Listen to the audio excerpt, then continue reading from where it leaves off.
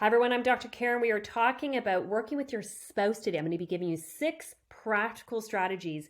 If you already work with your spouse, maybe you're thinking about working with your spouse, you are going to want to be watching this entire video. So I've got a really, I think, interesting spin on this particular topic for a few reasons. One, 2 of the 3 businesses that we have, I actually am partnered with my husband. So I'm going to be sharing with you from a personal perspective.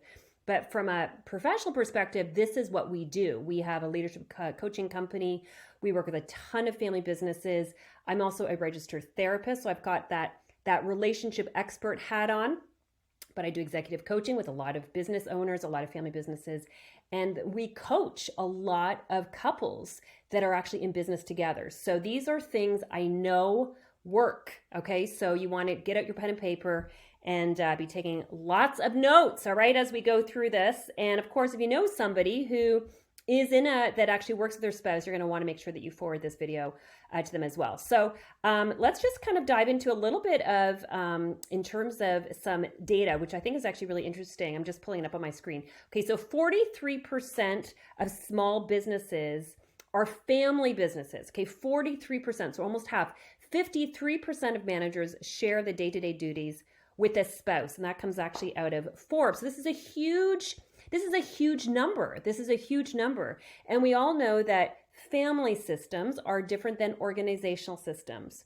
And this, sometimes it's really good to merge and work with your spouse, and sometimes it's not good to merge. Okay, so we're going to be talking about all of that as we go through the video. Okay, so the first thing I want you to really think about, and this is really geared for people who are actually thinking about it.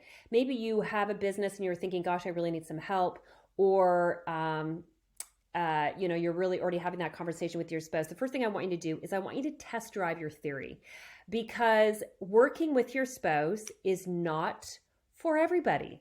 We have family members that have very successful businesses that they have made the decision not to work with each other. And then we have other families that we work with and that we coach that we realize, you know what, it's actually the perfect match.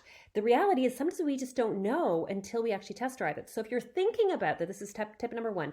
If you're thinking about it, my encouragement is you test drive your theory. Before you sign everything off, test drive your theory and say, you know what, let's try this out. I think you've got skills that I have skills you don't have. Why don't we try this out for give it a 2-month, 3-month period?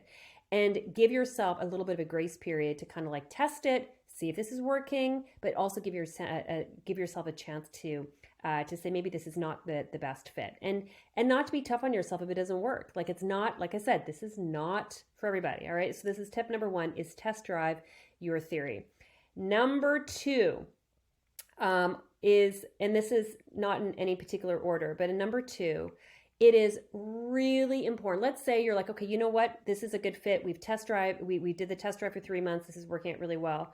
The second tip is to really clarify your boundaries. And this is something that if you read lots of articles, everyone's going to be talking about this, but this really is the big thing, because the concern for a lot of couples that work together is all of your conversation now is about work.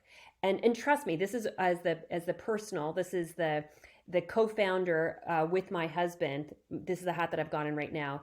We love what we do. We love working in business together. We also know that if we do not set very clear boundaries around when is the work hat on and when is the wife and husband hat on.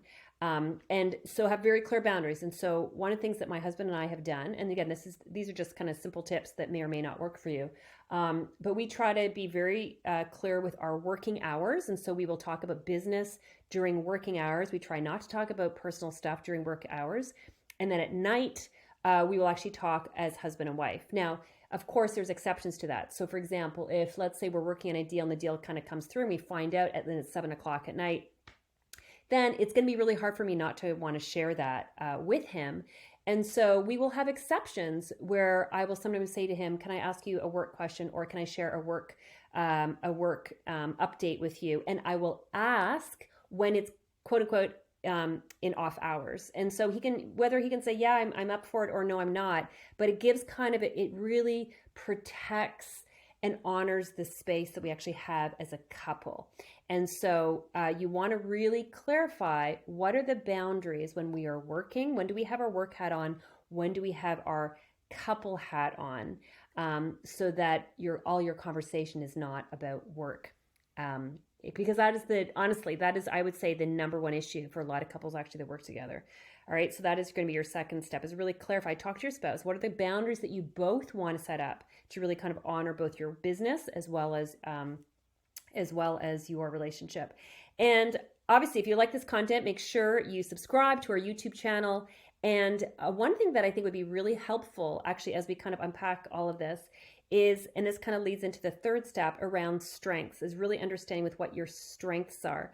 And when I talk about strengths, I talk about both your technical, your IQ strength, but also your EQ, your emotional strength. And so we've got a great assessment for you to actually lean in and actually help you understand your emotional intelligence strength as you're working with a couple. So if you would like to receive this, hit receive in the comments below. So just type in receive, and somebody from our team will actually send that out to you. But that would be a really, really great practical tool for both of you actually to do, to kind of really measure your emotional intelligence as relates both to your business, but also as a couple, because you can actually use the same assessment for actually both. You'll see that when you actually get the assessment. It's free. And it's just a matter of, being a great leader at work and home is all about self-awareness, and this tool is a great tool for that. So again, just type in receive, and somebody from our team will send that out to you. Okay, so back to the strengths. This is tip number 2. So back to the strengths. You want to really, again, get pen and paper out and really figure out, what are the strengths that you both have in terms of, and this is kind of feeding a little bit into actually the role. What's really interesting about relationships is that a lot of times people marry their opposite, okay? So usually we see this a lot in first marriages. People actually marry their opposite. So it makes it very exciting, but it also creates a lot of conflict because we don't understand the other person. They're so different from us. And so that's what makes relationships so exciting.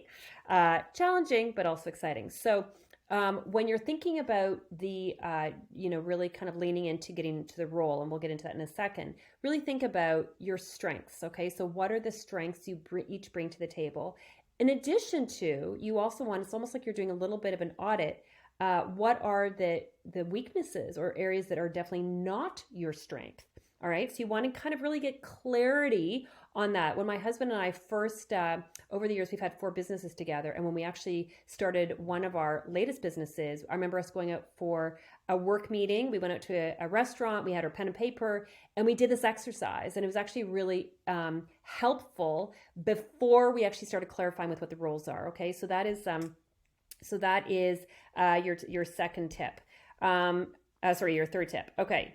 Fourth tip, and this kind of feeds into the last, the previous one, is you also, in that same exercise, I want you to really clarify, what are the things that energize you? Now, this is different than your strengths, because you might be really good at something, but you actually find it draining. I'm really good at accounting. I'm really good with numbers, but I don't necessarily love it. And so, you want to really get clarity, and this kind of all goes back to clarity. You want to get clarity on, what are my strengths and my areas that I'm not so great at, in addition to what really energizes me. All right. And you both do this, and you can either do this quietly and then share your results, or you could do it separately. It's up to you, but you want to get real clarity on that. That all feeds into the next one, all right, which is number 5, which is you want to now clarify your roles. This is really important. If there is one big mistake or error that I see repeatedly when we do executive coaching with family businesses or senior leadership teams, and these are multi-million-dollar companies. These are not small little businesses that are trying to get off the ground. These are very successful family businesses that are in the millions. But it's fascinating to me that from a systems perspective, it's actually quite unhealthy. There's a lot of things that are not optimized properly. And once we get that all cleaned up, the revenue actually will go up even more substantially. But this is one of those things, which is to clarify the roles. And I think what happens in a lot of family businesses is that we kind of get a little sloppy with the organizational chart, the accountability chart. We get sloppy with it, and we don't have a clear title. We don't have a clear roles and description with what we are actually responsible for.